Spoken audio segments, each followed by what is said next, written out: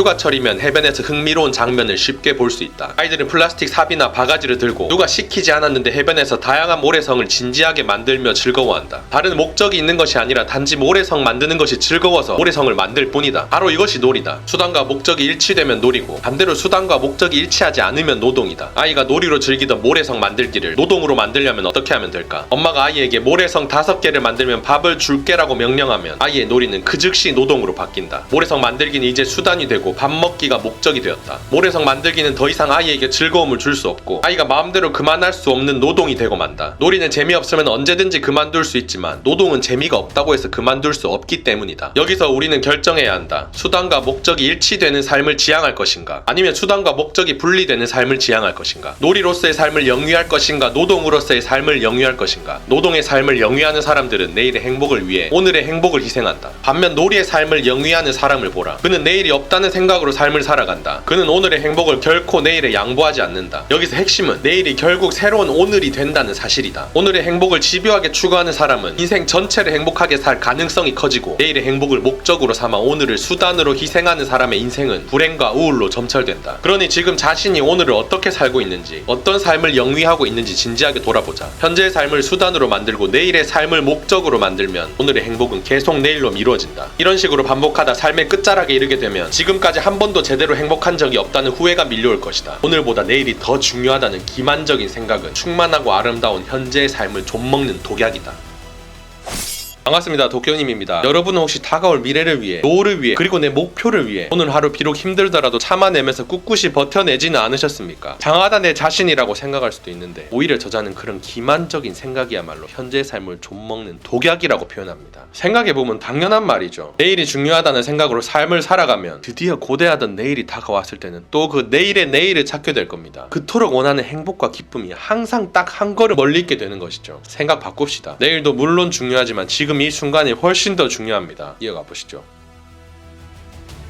노예는 타인이 원하는 것을 한다. 피라미드를 건립하거나 만리장성을 축조하거나 경복궁을 재건할 때 강제로 동원된 사람들이 바로 그들이다. 그들은 파라오가 원하는 것, 황제가 원하는 것, 군주가 원하는 것을 했다. 하율적 노예는 쇠사슬에 묶인 채 노예시장에서 팔려 강제로 주인의 손아귀에 들어가지만, 이와 대조적인 자발적 노예는 스스로 자신을 주인에게 팔려고 한다. 생계를 유지하려면 돈이 있어야 하는데 자신에게는 알량한 몸뚱이밖에 없기 때문이다. 자발적 노예는 더 고가로 자신을 팔기 위해 주인이 원하는 능력을 갖추고자 애쓴다. 좋은 대학에 가려 하고 외국어 공부를 하고 자격증도 따기 위해 노력을 쉬지 않는다. 자신이 원하는 것이 아니라 자신을 고용할 자본가가 원하는 것을 갖추기 위해서다. 아무리 부정하려고 발버둥 치고 정신 승리를 구가하려 해도 지금 우리는 자발적 노예의 시대, 혹은 출퇴근 노예의 시대에 살고 있다. 우리가 주인으로서의 삶을 영위하고 있는지 아니면 노예의 삶을 영위하고 있는지 알려주는 바로미터가 있다. 그것은 바로 몸과 마음의 거리감이다. 휴일에 배우자와 집에 있는데 마음이 자꾸 밖으로 나가는가? 그렇다면 평상시 아무리 배우자를 사랑한다고 떠들었어도 기본적으로 배우자와의 관계가 슬픔의 관계로 변했다는 것을 말해준다. 몸은 직장에 있는데 마음이 자꾸 집이나 카페 혹은 술집으로 가는 사람들이 있다. 평상시 아무리 투철한 직업의식으로 직장 생활을 한다고 떠들어도 이런 사람들에게 직장은 슬픔을 낳는 공장에 지나지 않는다. 여행을 가서는 집과 회사 생각을 하고 집이나 회사에 있을 때는 여행 생각을 하는 사람도 마찬가지다. 결국 우리는 한 가지 소중한 결론에 이르게 된다. 몸과 마음 사이의 거리가 점점 줄어들면 우리는 주인으로서의 삶을 영위하게 되는 것이고, 반대로 몸과 마음 사이의 거리가 점점 벌어지면 주인이 아니라 노예의 삶으로 떨어지고 있는 것이다. 주인으로서 삶을 영위하고 있다면 마음이 가는 곳에 몸이 가고, 몸이 가는 곳에 마음도 갈 것이다. 반면 노예로서의 삶을 살아내고 있다면 몸이 가는 곳에 마음이 가지 않고, 마음이 가는 곳에 몸은 가지 않을 것이다. 본인이 회사, 집, 모임 그 어디에 존재하고 있더라도 내가 주인으로 있는지 노예로 있는지 단번에 판단할 수 있는 방법이 상당히 인상 깊습니다. 주어진 환경에 내 몸과 마음이 따로 존재하는지 아니면 함께 가고 있는지만 확인해보면 됩니다. 정말 손쉽고 간단하면서도 정확한 방법이죠. 몸은 회사에서 일하고 있지만 마음은 출근했을 때부터 계속 집에 가 있다거나, 집에 배우자와 함께 있으면서도 머릿속은 진작에 밖에 나가 친구들과 술 먹는 생각으로 가득하다거나, 직장 동료와 술자리를 가지고 있으면서도 마음은 한시라도 빨리 집에 가서 쉬고 싶다는 생각으로 가득하다면 이는 주인의 삶이 아닙니다. 내 인생인데 당연히 주인으로 살아야죠. 나는 어떤 삶을 살고 있는지부터 먼저 판단해 봅시다.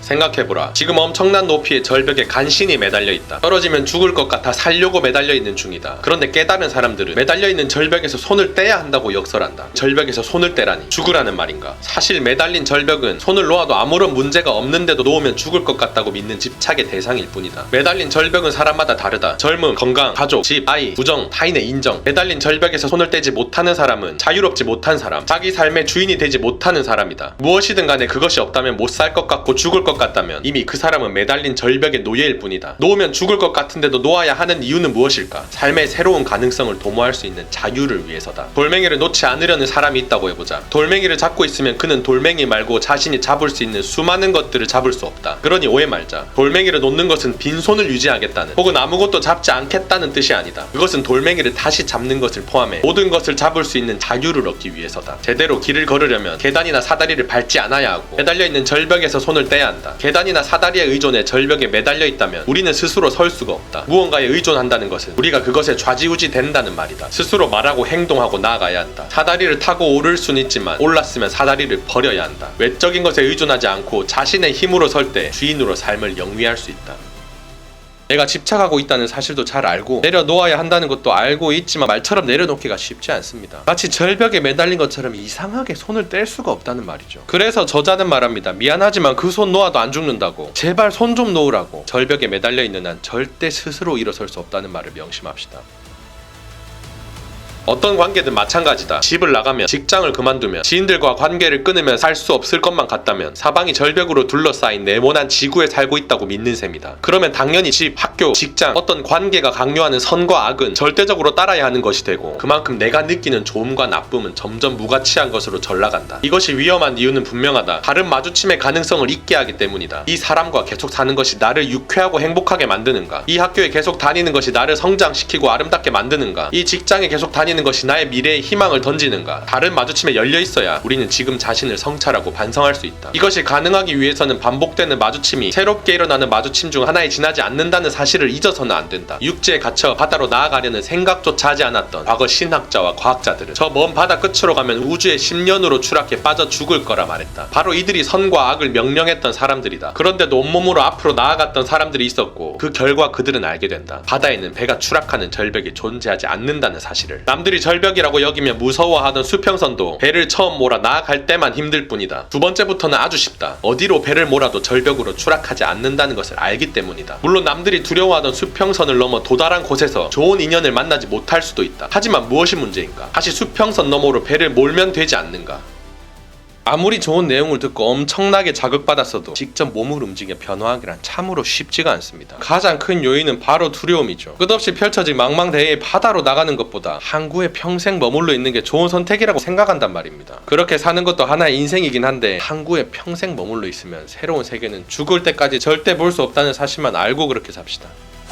제가 정말 좋아하는 강신주 철학자인데 삶, 죽음, 사랑 그 어떤 영역에서라도 빠지는 부분이 없습니다. 간혹 그의 메시지가 조금 어렵게 느껴지는 부분도 있긴 합니다만 대부분 읽고 이해하는데 무리 없는 수준으로 쉽게 쓰여졌고 아주 임팩트 있는 내용도 많았습니다. 삶의 전반적인 부분에서 강신주 철학자의 컨설팅을 듣고 싶은 분께 추천하는 책입니다.